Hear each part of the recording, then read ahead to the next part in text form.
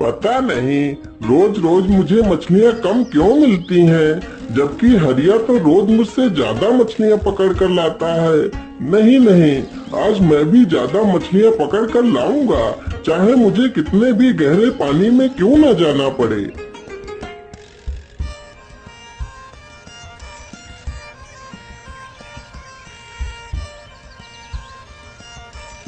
हरीराम ज्यादा मछलियां पकड़ने के लालच में अपनी नाव को गहरे पानी की तरफ ले जाता है।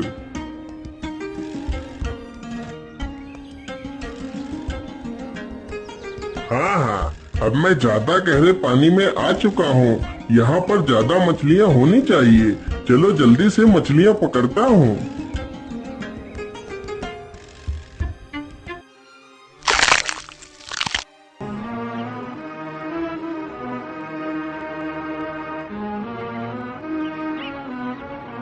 अरे वाह वाह, आज तो पहली बार मैंने इतनी सारी मछलियाँ एक बार जाल फेंकने से पकड़ी हैं।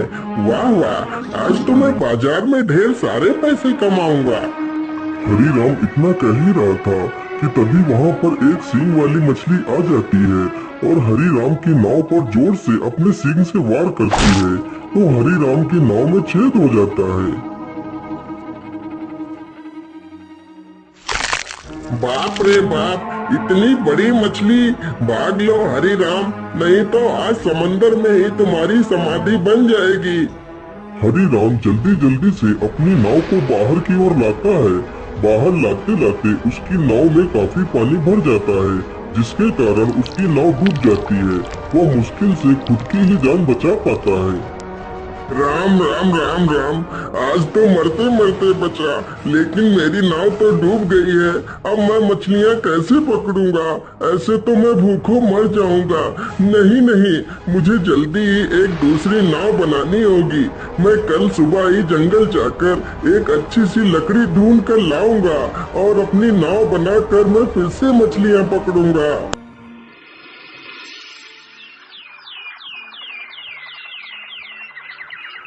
सुबह होते ही हरीराम कुल्हाड़ी लेकर जंगल की ओर निकल पड़ता है।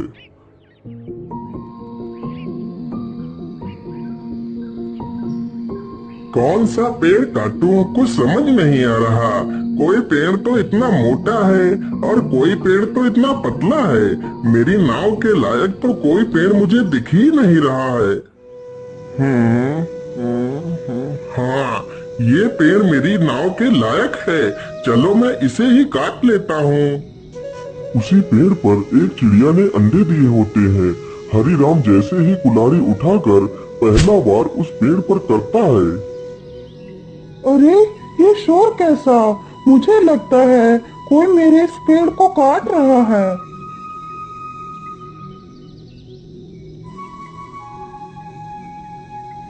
अरे भैया, आप इस पेड़ को क्यों काट रहे हैं? अरे चिड़िया बहन, मैं यह पेड़ काट कर अपने लिए एक नाव बनाऊंगा। लेकिन भैया, कृपा कर आप इस पेड़ को मत काटिए।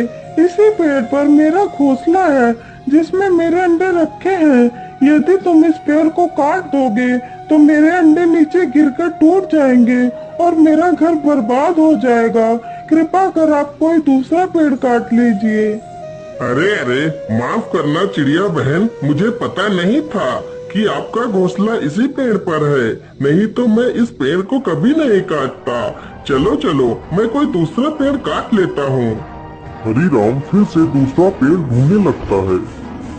अरे बाप रे बाप, मुझे लगता है बहुत जोर की बारिश आने वाली है। तभी जोरदार हवाओं के साथ बारिश होने लगती है। अरे राम राम राम, या तो बहुत जोर की बारिश आ गई। अब कहाँ छिपूं मैं? मुझे लगता है वहाँ पर कोई झोपड़ी है। चलो चलकर देखता हूँ।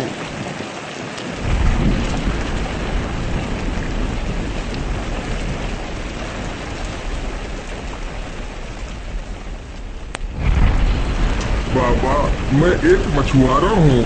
आज मैं इस जंगल में एक लकड़ी काटने के लिए आया था, जिससे मैं अपने लिए एक नाव बना सकूं। लेकिन लकड़ी तो मुझे मिली नहीं। तभी जोर जोर से बारिश होने लगी।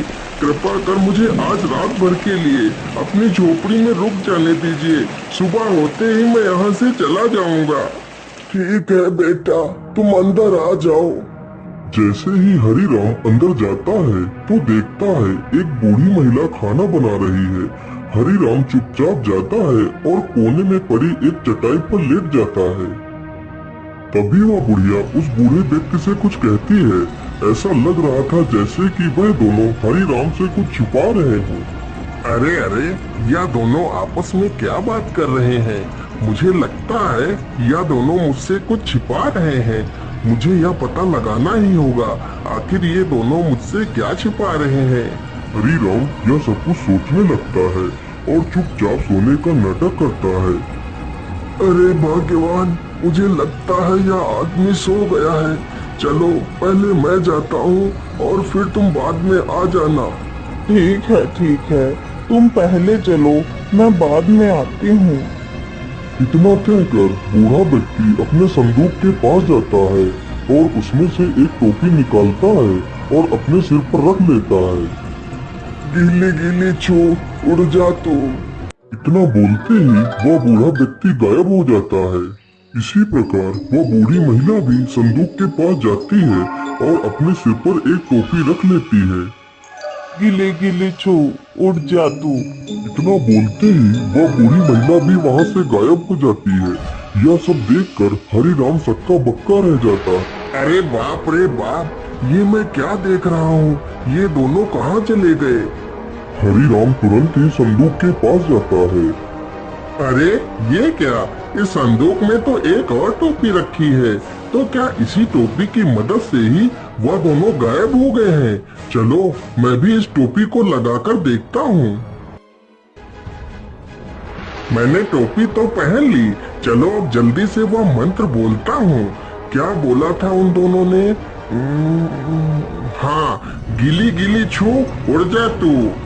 जैसे ही हरिराम यह मंत्र बोलता है वह तुरंत गायब हो जाता है और वह एक राजमहल में पहुंच जाता है। तो देखता है बूढ़ी महिला और वह बूढ़ा व्यक्ति उसी महल में बैठकर खाना खा रहे हैं।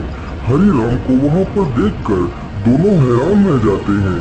चलो चलो भाग्यवान, जल्दी से हम सारे बर्तन अपनी झोली में डालकर यहाँ से निकल लेते हैं। वह दोनों राजा के घर से सोने व चांदी के बर्तन की चोरी करके उन्हें गरीबों में बांट दिया करते थे। दोनों जल्दी से कुछ बर्तन अपनी झोली में रखते हैं और वहाँ से चले जाते हैं। अरे वाह, क्या बात है! चलो मैं भी जल्दी से कुछ बर्तन उठा लेता हूँ। लेकिन इतनी जल्दी भी क्या है? चलो थोड़ा सा स्वादिष्ट भोजन का आनंद लिया जाए, फिर आराम से चला जाएगा।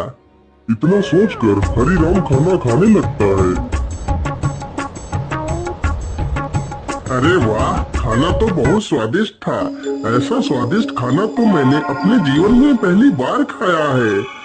लेकिन अब मुझे खाना खाने के बाद बड़ी नींद आ रही है। चलो थोड़ा सा सो लेता हूँ, फिर आराम से चला जाऊंगा। इतना कहकर वह वहीं पर लेट जाता है और सो जाता है। उसे सोते सोते सुबह हो जाती है। तभी वहाँ पर राजमहल का रसोइया आ जाता है। अरे चोर चोर, कोई पकड़ो इसे, आज यह चोर हमारे हाथ लग गया है। इतना सुनते ही सैनिक हरिराम को दबोच लेते हैं और राजा के दरबार में पेश करते हैं। महाराज, मुझे छोड़ दीजिए। मैंने आपके घर में कोई चोरी नहीं की है।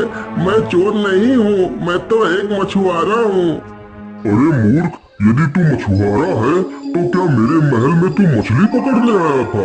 अरे मूर्ख चोर, मुझसे झूठ बोलता है। रोज रोज मेरे महल में चोरी करता है। सैनिकों, इस बेवकूफ को ले जाओ और बीच चौराहे पर खड़ा करके जिंदा जला दो, ताकि ऐसा कोई दोबारा करने की सोचे भी नहीं। राजा का आदेश होते ही सैनिक हरिराम को बीच चौराहे पर ले जाकर एक मजबूत लक्कड़ से बांध देते हैं। अरे राम राम राम, ये कहाँ आकर फंस गया? आज तो मेरी मौत निश्चित है। क्या करूं, कैसे बचूं इन सैनिकों से? कुछ ना कुछ तो मुझे उपाय सोचना ही पड़ेगा। हाँ महाराज, आप मुझे मारने के लिए तो तैयार ही हैं और कुछ ही देर में मुझे मार भी डालेंगे। इसीलिए महाराज, मेरी आखिरी इच्छा पूरी कर दीजिए। हाँ हाँ, क्यों नहीं? बोल, तेरी आखिरी इच्छा क्या है? महाराज, मैं चाहता हूँ कि आप लोग मुझे जिंदा जलाएं। उससे पहले मेरी टोपी मेरे सिर पर रख दीजिए, इससे मेरी आत्मा को शांति मिल जाएगी। अच्छा अच्छा, ठीक है। एक राजा होने के नाते मैं तेरी आखिरी इच्छा भी जरूर पूरी करूँगा। सैनिकों, जल्दी से जाओ और इसकी टोपी को उठाकर ले आओ और इसे पहना दो। सैनिक तुरंत ही टोपी लेकर आ जाते हैं और हरि राम को टोपी पहना देते हैं। टोपी को पहनते ही हरि राम खुश हो जाता है। गीली गीली छू, उड़ जा तू। हरि राम तुरंत ही उस लक्कड़ समेत वहाँ से गायब हो जाता है। यह सब देखकर वहाँ पर खड़े हुए लोगों में भगदड़ मच जाती है। अरे भागो भागो, यहाँ से जल्दी से भागो और अपनी जान बचाओ, यहाँ पर भूत आ गया है।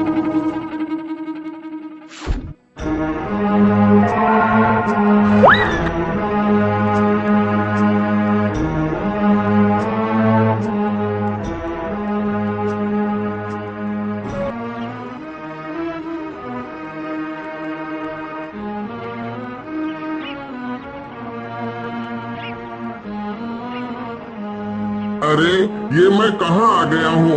मुझे लगता है मैं अपने गांव वापस आ गया हूँ। अरे हरि राम भाई, आपको ये क्या हो गया? आपकी ये हालत कैसे हुई?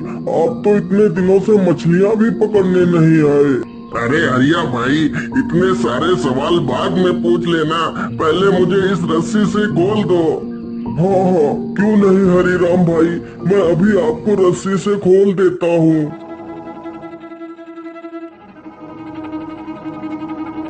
हरिया तुरंत ही उसकी रस्सियाँ खोल देता है। अरे वाह वाह, जिस लकड़ी की मुझे तलाश थी वह तो मुझे मिल गई। चलो अब इसी लकड़ी से ही अपनी नाव बनाऊंगा। इस प्रकार हरि राम लकड़ी को उठाता है और दोनों वहाँ से चले जाते हैं।